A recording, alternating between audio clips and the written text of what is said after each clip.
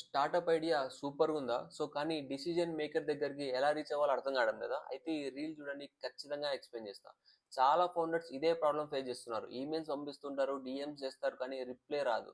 So pitch deck రెడీగా ఉంటది. Product working స్టేజ్‌లో ఉంటది కానీ కరెక్ట్ కంపెనీ చెప్పడానికి రైట్ డోర్స్ తెలీదు.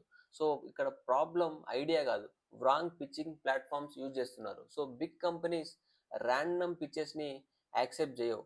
సో బిగ్ కంపెనీస్‌కి పిచ్ చేయాలంటే best platforms so corporate innovation portals ఉంటాయి. సో కంపెనీస్ అఫీషియల్‌గా ఐడియాస్‌ని ఇన్వైట్ చేస్తాయి.